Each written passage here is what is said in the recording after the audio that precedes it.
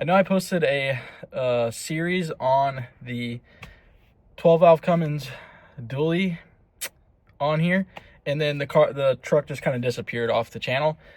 And I have a good reason as to why, and we're about to talk about that right now in this video. I do have a lot of big plans for the dually, but they've been kind of put on hold for various reasons. And today we're going to hopefully start figuring out an issue that has been troubling this thing for the last year and has caused it to sit for a year. So realistically, I probably could have had it fixed had this been my only priority, but it wasn't. I had a lot of other things going on, so we're gonna talk about that right now.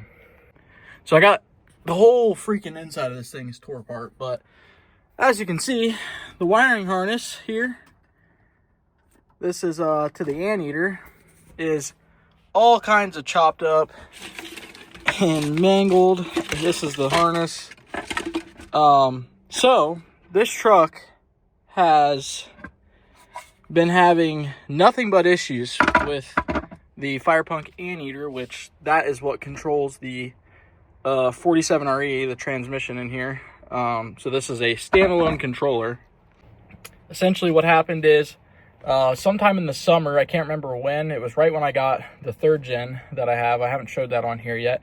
I went to go drive this, and I think I went to go ride pit bikes. I had the pit bike loaded in the bed and went to go pull out onto the main road, and then the truck immediately went into limp mode in terms of the transmission, which I'm really familiar with because I had a ton of issues with that in the 1st gen. So as soon as that happened, I'm like, oh, great. Okay, it probably popped the fuse or something. So I come back, and it did pop the fuse on the anteater. So I'm like, all right, cool. Popped a new fuse in it. And then it immediately popped the fuse again. I'm like, oh, okay, there's a short somewhere. I'll get to it another day. Loaded the pit bike in the 3rd gen and left. Well, tried doing more diagnosis on it. Couldn't find a short anywhere. I mean, I ohms tested every wire in the harness, checked everything, completely de-loomed it, checked all the wires, like could not find anything. So put a fuse in it, and like eventually what happened is it fried the board on the anteater because I assume it got too hot. I don't know. So at this point, I'm like, all right, whatever. Kind of parked the truck, didn't think about it. Reached out to Firepunk. They said they could get me a new board. Sent me a new board, right? I triple checked everything, went through everything, and ended up reading something online that said the output speed sensors can short to ground when they fail and could cause an issue like what I was having, right? So I tested the output speed sensor. It didn't necessarily test bad, but it didn't test good either. So I'm like, okay, that's got to be it. Nothing else is wrong with it, right? So put the new output speed sensor in it. Got the new controller. I thought for sure we were going to have success with it, right?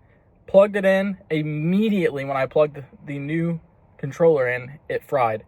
And I mean immediately. Fried the board. Mind you, these boards are not cheap by any means. So I was like, great. At that point, I'm like, this thing can sit. I don't care that much right now. So it sat, and then reached out to Firepunk again, sent them the old board in hopes that they could repair it. And they said it got way too hot, and they couldn't repair it. So I had to buy another board.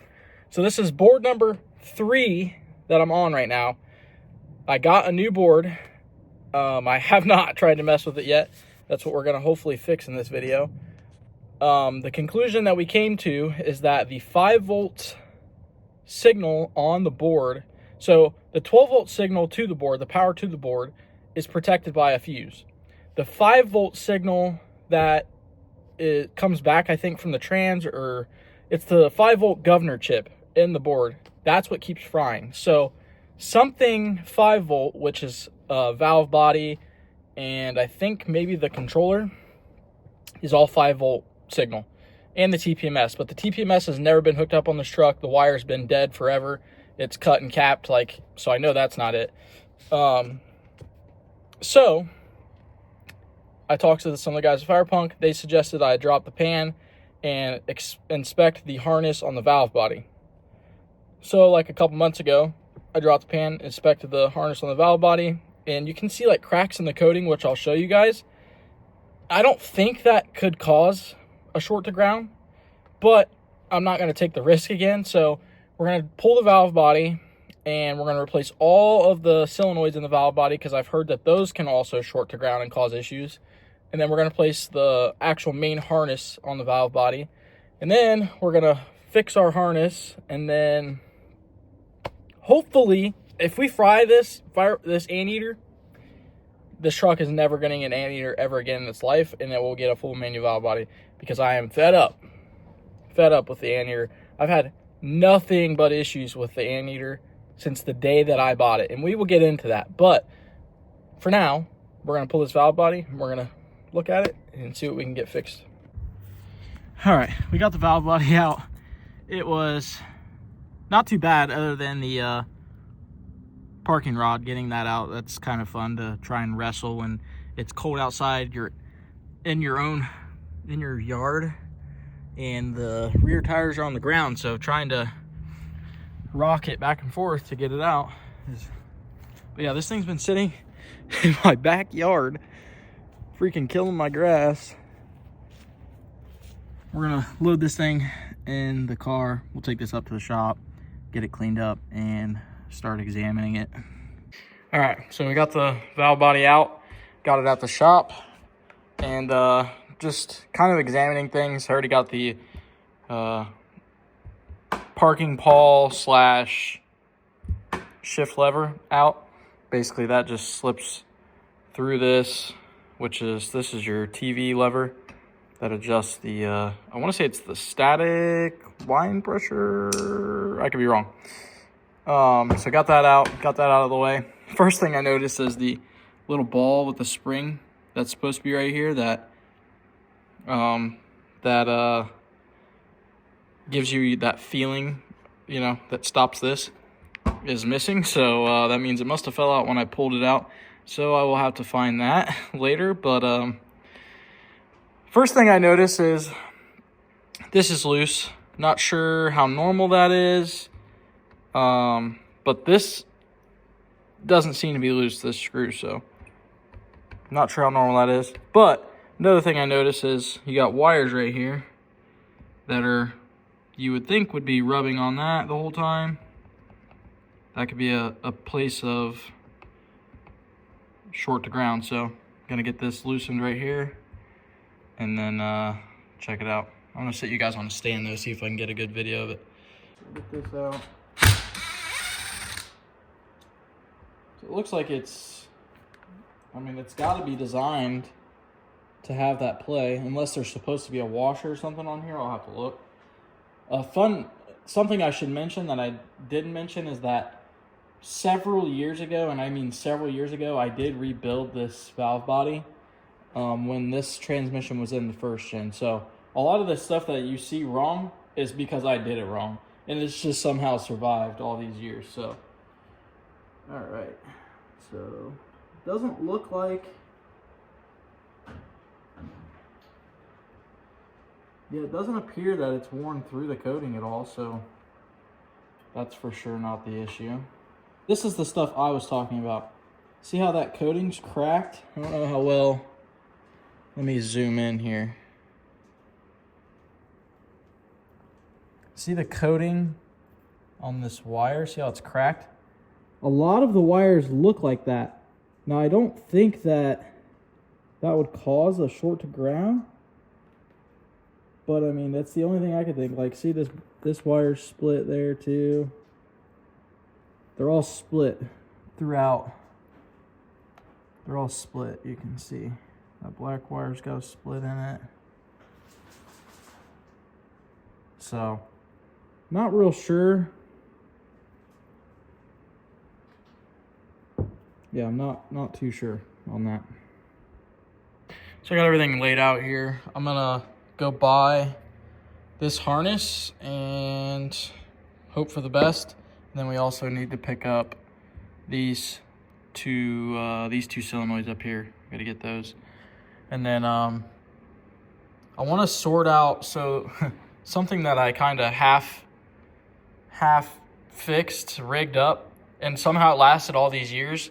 So there's a little rod that goes in here that basically changes the gears. And years ago, so this is what engages on it. It engages on that little lever right there, right? And it would constantly fall off. Like, I got stranded multiple times because that popped off. And what I couldn't figure out why it would not stay engaged. So what I ended up doing was I zip tied this to the piece, and somehow all these years it's been fine. But I want to properly fix it because the last thing I want is for something like that to break. And now I think I'm smart enough to actually troubleshoot and figure out what I was doing wrong. I'm sure it has something to do with the alignment of this guy and maybe not being tight enough in this little race. So I'm assuming maybe it was dropping down and not staying fully engaged. So I don't know. We'll sort that out. But in the meantime, go get all these parts, get those swapped in, and then hopefully throw everything back together and have a truck that doesn't fry anteaters. All right, so like we were just talking about on all of this, we got our new governor pressure sensor, then got these two solenoids as well right there. So we gotta get all this thrown back together. Luckily, this comes with a new gasket and all of that. I believe we sorted out our issue on this that I was talking about. So as you'll see, it's already assembled. I would have videoed it, but it is pretty hard to get the detent in on the rooster comb. But I will show you how I did it. So nobody really shows you how to get it in. I believe there is a tool for this. But basically what I had to do was you lift this up, you raise this up, right? You don't have the clip on. You raise this up, you align this so that way when you push it down, it does line up here. And then you get it started in here with your thumb, take a flathead, a small one like this, real small, and then you kind of wedge it against this and push on it, right? As you're pushing on it, you push down on the rooster comb and it'll pop right in. That's the best way I did it, or that's the best way I could figure out to do it. I mean, I literally sat here for probably every bit of 25 minutes trying to get it in. That's the only way I could get it in. So now to the issue that I was having with this, where I had to zip tie it to this for years. The problem was that, one, I didn't have a C-clip up here on this, apparently. I don't know if, like, I just lost it when I tore the valve body apart and, like, didn't know that it was supposed to be there all these years, which is insane. But somehow we made it work. So there was that. And then I also noticed that even with a clip on here, this whole shaft you can move up and down. And so if you can move this up, obviously, yeah, if you can move this up, it's obviously going to, or no, if you can move it down and up, whatever, it's gonna disengage and engage out of this, or it's gonna be really close to engaging and disengaging. So what I did was I stacked 2 washers right here and then put the C-clip on. It's much tighter. There's like 0 play now. Like, that's the amount of play right there. That little bit of play. So everything is nice and tight and good now. I'm way more confident in it than I was before. I'll put this on here and show you guys. The only thing I don't really like is that you can see how much that ball moves in there. I know that those get wallered out and it causes like a loose shifter feel. Like that, obviously. So that explains it. I know some people upgrade to like a detent, an actual cylinder style detent, and it's like a shouldered detent, so it's much stronger and sturdier. Probably we'll switch to that eventually. Really just wanting to get the truck running and get this back in so I can see if the anteater is fixed or not, so that I know whether or not if I need to start putting some money aside to go full manual valve body on this. So But with that being said, we're gonna get this stuff thrown back together, get this thing tidied up, and then we'll go from there. Okay, so we got the valve body, and excuse the mess, by the way. Got the valve body in the truck, got everything hooked up. We did move it from the yard, so it does run. The anteater did not fry, but all of the lights are just lighting up, and they're not, like, it's not allowing you to just select a tune. So I'm hoping that that just means it doesn't have a tune loaded on it, and that we can just hopefully tune it and it be good. But fingers crossed. I mean, it didn't fry anything immediately, so that's gotta mean something's changed. So yeah, we're gonna try and load a tune on it and see what happens. All right, so we did drive the dually up to the shop. You see the third gen in the background. We drove it up here the other day. It drove fine. The anteater still is just lighting up all of the lights on the anteater. I think that's a display of some sort of fault. But like I said, it does drive fine. So I want to drive it with the computer on so that I can see if any of the pressures or if any of the, like if the gear's changing on here. So that way I know if the anteater's seeing signal from the transmission. I would imagine since it shifts fine that it has to be. Usually if it doesn't see a signal from the transmission, it will go into a limp mode. But I just want to check all this before I reach out to Firepunk to see what's going on. And that way when they ask, I can be like, yeah, I already checked that. So we're going to go drive it right now and hope for the best. It does not have an alternator hooked up. And yeah, so I drove it here the other night with headlights on and everything, and it was fine. We're just going to go for a short drive up to Ace Hardware to pick some stuff up real quick. So you obviously key on the truck. You hit find FSTC, so it shows COM3 here. Click that, and then oh,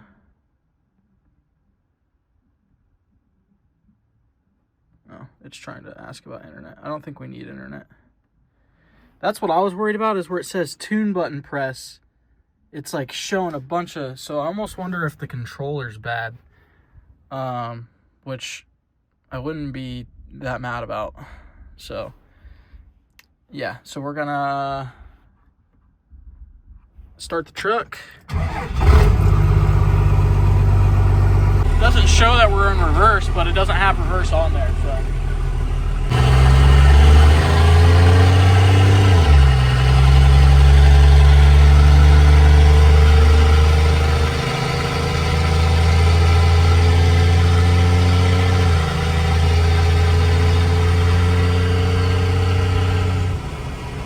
So it does show the converter lock, and it is reading mile per hour. It's just not showing, it just shows second gear the whole time.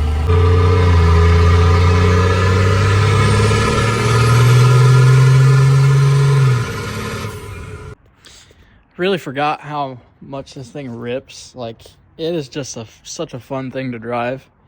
It's just not as fun because it doesn't look very cool yet. So that's next on the plans for this thing. The next videos you see of it, we'll probably be pulling the motor and stuff back out because we have got a gnarly oil leak. I don't know if you can see it down. You can see where it's wet down there. I don't know where it's leaking from. Oh yeah. Oh, you know what? It's the freaking tappet cover. Look. Wow, that is bad. Is the whole thing loose, I wonder? That is very bad.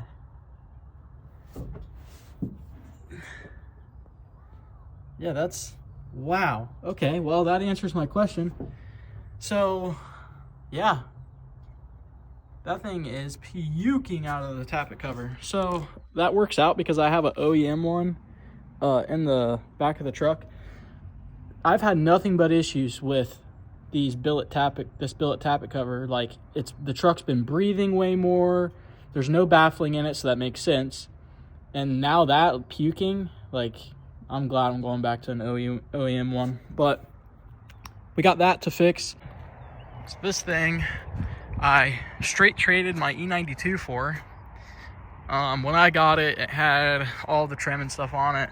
the flares were black and it had crappy headlights, and then it didn't have tinted windows, and it didn't have these wheels on it. That is the only thing I've done to it, and I have literally drove this thing non-stop, beat the absolute crap out of it. I've towed with it a bunch. I have had zero issues with this thing. The guy that owned it before me took really good care of it. He kept a diary of every little thing he did to this thing when he would change the oil, all that stuff. So it does have 500,000 miles on it, but it does not drive like it.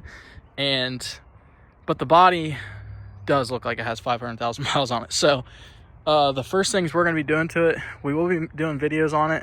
I'm going to do all Thurin suspension, powder coated suspension, and then we got to do the rockers and the cab corners.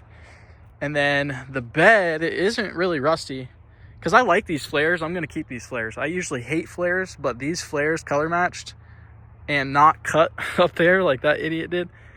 They look good. I actually like them. It gives these trucks a little bit of a body line that they don't have. So I am keeping the flares, and that's coming from a flare hater. So, but the bed is just really dented up. Like you can see there, tailgate's absolutely cooked, but you can see all the body damage on the bed. So I'm gonna try and straighten it up and make it and save it, because these beds aren't cheap, and if it's not rotted, then I'd rather not replace it. But got to fix that, and then we got this body work up here to do. Other than that though, pretty solid truck. Like not really much else we got to do. And then once we get all the body work done, we're gonna wrap it, and then we'll probably do a second gen swap, head studs, all that fun stuff. This is all later down the line. The goal number one is to make it a good tow rig, which it already is, but mostly just make it not rusty, because it's embarrassing, especially when you have wheels and then you got rust, and it's like, bro, you bought wheels over rust. But I will say the wheels is it looks way cooler even if it has rust, so I don't care that much. Oh, in the interior